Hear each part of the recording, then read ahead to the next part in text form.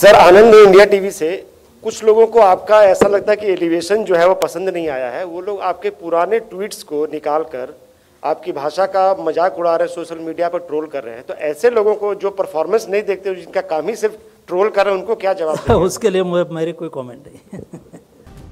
Corona third wave భయాల నేపథ్యంలో ముందు జాగ్రత్త చర్యలు చేపట్టింది కేంద్ర ప్రభుత్వం. ఇవాళ సమావేశమైన కేంద్ర కేబినెట్ దానికి తగ్గట్లుగా నిర్ణయాలు తీసుకుంది. 23,123 కోట్ల రూపాయలతో ఎమర్జెన్సీ రెస్పాన్స్ ప్యాకేజ్ కి ఆమోదం తెలిపింది. రాష్ట్రాలకు అన్ని విధాలుగా కేంద్రం సాయం అందిస్తుందన్నారు వైద్య ఆరోగ్య మంత్రి మన్సుఖ్ మాండవ్య. దేశంలో 736 పీడియాట్రిక్ కేర్ యూనిట్స్ ఏర్పాటు చేయనున్నారు. అలాగే 20,000 కొత్త ఐసీయూ బెడ్స్ అందుబాటులోకి తేనున్నారు.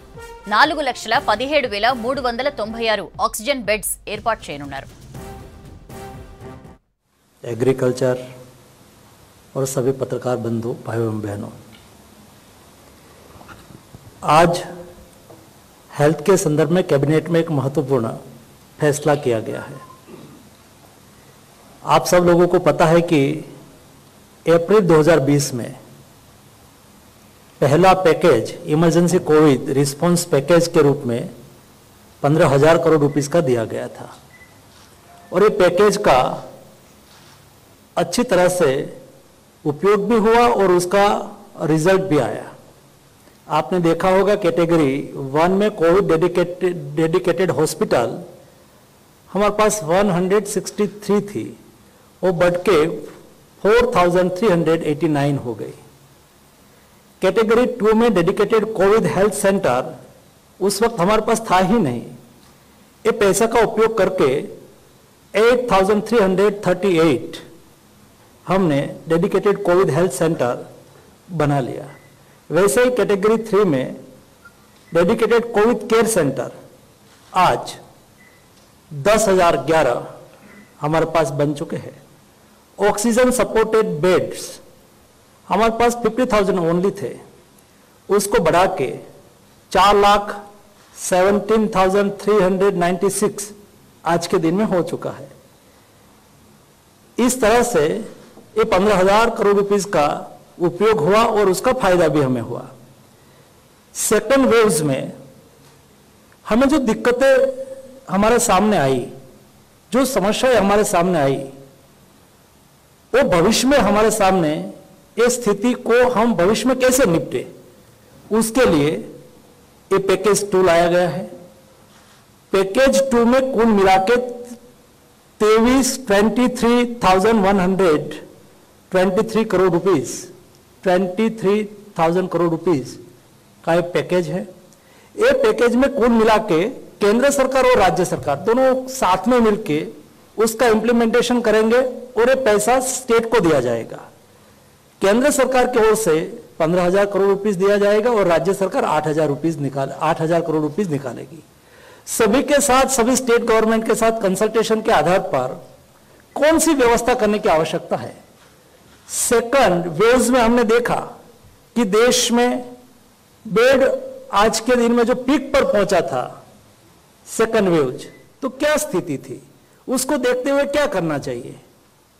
देश में भविष्य में ऑक्सीजन की क्राइसिस ना खड़ी हो, उसके लिए क्या करना चाहिए. सभी स्टेट के साथ विस्तार से कंसल्टेशन हुआ.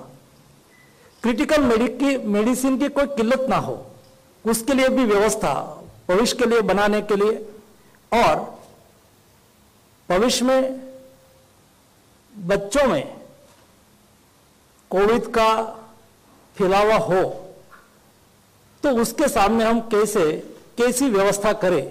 एक कुल मिला के ये सारे विषय को जोड़ के ये पैकेज बनाया गया है.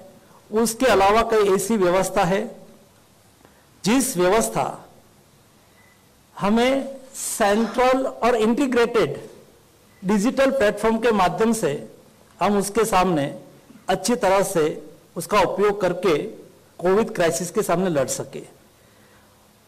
क्या हम टेलीमेडिसिन का यूज नहीं कर सकते? क्या हम टेली कंसल्टेशन नहीं कर सकते? उसके लिए एक अच्छी फैसिलिटी क्रिएट नहीं कर सकते? उसके लिए भी इस पैकेज में व्यवस्था की गई है. उसके अलावा ये सारी पैकेज का इंप्लीमेंटेशन सब स्टेट गवर्नमेंट करने के लिए जाए, तब सभी स्टेट में अलग अलग व्यवस्था होती है, अलग अलग सैलरी होती है। हमने प्रावधान रखा है कि अगले दिनों में 9 महीने तक, मतलब जुलाई टू मार्च तक देश में मेडिकल इंटर्न हो, रेसिडेंट डॉक्टर हो, फाइनल ईयर्स में जीएनएम स्टूडेंट हो, बीएससी नर्सिंग में स्टडी करता हो ऐसे स्टूडेंट हो, उसकी सेवा भी लेने की आवश्यकता हो तो ले सके। इसके लिए स्टेट गवर्नमेंट व्यवस्था करे और व्यवस्था में भी इस पैकेज से सहयोग मिलेगा।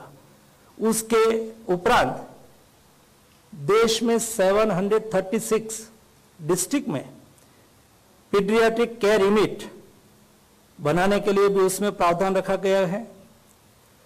हर स्टेट में पीएससी और सीएससी लेवल पर हम बेड निर्माण कर सके, उसके लिए 2,44,000 बेड बनाने की व्यवस्था और उसका प्रावधान इस पैकेज में किया गया है। 20,000 आईसीयू बेड निर्माण करने के लिए भी इस पैकेज में व्यवस्था की गई है और उसमें 20% बच्चों के लिए विशेष हो, उसका हाइब्रिड यूज हो सके। बच्चों पेशेंट के रूप में आए तो वो आईसीयू में उसके लिए भी उपयोग हो सके और बड़े लोग आए उसके लिए भी उपयोग हो सके। ऐसा हाइब्रिड व्यवस्था खड़ी करने के लिए भी हमने उसमें प्रावधान किया है। कुल मिला के कभी आवश्यकता हो जाती है, कोई क्षेत्र में बढ़ गया, महामारी बढ़ी, तो उसके लिए हमें एक बड़ी साइज का फील्ड हॉस्पिटल बनाने की आवश्यकता हो गई, तो उसके लिए भी 5,000 बेड और 2,500 बेड ऐसा करके 100 और 50 यूनिट में हम बना सके, उसके लिए भी व्यवस्था की गई है। इस बार हमने देखा कि ऑक्सीजन की डिमांड जिस तरह से बढ़ी, कई लोकेशन पर प्रोडक्शन था लेकिन ट्रांसपोर्टेशन सिस्टम में भी बहुत दिक्कत आई, तो ऐसी स्थिति भविष्य में निर्माण न हो जाए उसके लिए भी हर डिस्ट्रिक्ट लेवल पर 10,000 लीटर क्षमता की व्यवस्था, हमने स्टोरेज क्षमता की व्यवस्था हर डिस्ट्रिक्ट पर 10,000 लीटर स्टोरेज की व्यवस्था हो। ये 9 महीने में हमें सारी व्यवस्था करें, जैसे कि भविष्य में ऐसी कोई स्थिति निर्माण हो जाए तो उसका सामना हम अच्छी तरह से कर सके।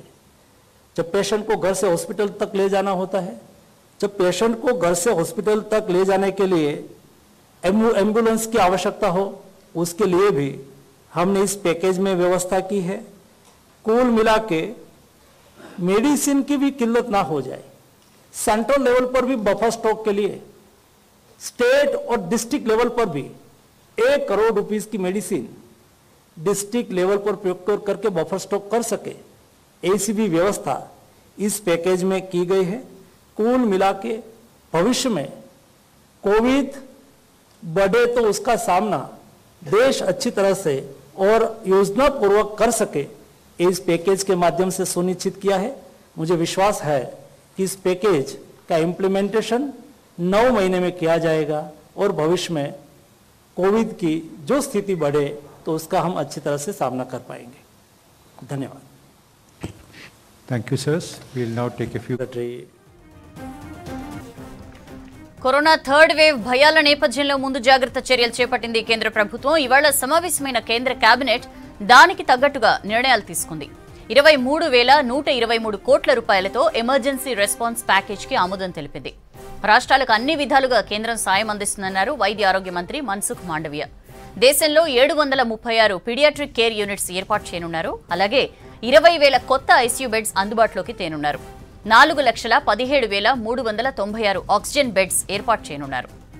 ప్యాకేజ్ కి సంబంధించి డీటెయిల్స్ తెలుసుకుందాం. అశోక్ మనతో జాయిన్ అవుతున్నారు. అశోక్, ఈ ఎమర్జెన్సీ ప్యాకేజ్ కి సంబంధించిన డీటెయిల్స్ ఏంటి?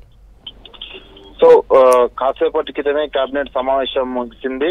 నిన్న కొత్తగా ప్రమాణ స్వీకారం చేసిన కేబినెట్ మంత్రులు ఈరోజు సమావేశానికి హాజరయ్యారు. దాదాపు అందరూ ఈ సమావేశానికి హాజరయ్యారు. వర్చువల్ మీటింగ్ సమావేశం కొనసాగింది. సమావేశం తర్వాత అనురాగ్ ఠాకూర్, అదేవిధంగా కొత్తగా హెల్త్ మినిస్టర్ ప్రెస్ కాన్ఫరెన్స్ నిర్వహించారు. ఈ ప్రెస్ కాన్ఫరెన్స్ లో ఎమర్జెన్సీ కరోనా థర్డ్ వేవ్ వస్తుందనే భయాందోళన నేపథ్యంలో ముందు జాగ్రత్తగానే కేంద్ర ప్రభుత్వం అలర్ట్ అయింది. ఇందులో భాగంగానే కేంద్ర కేబినెట్ దానికి తగ్గట్లుగా నిర్ణయాలు తీసుకుంటుంది.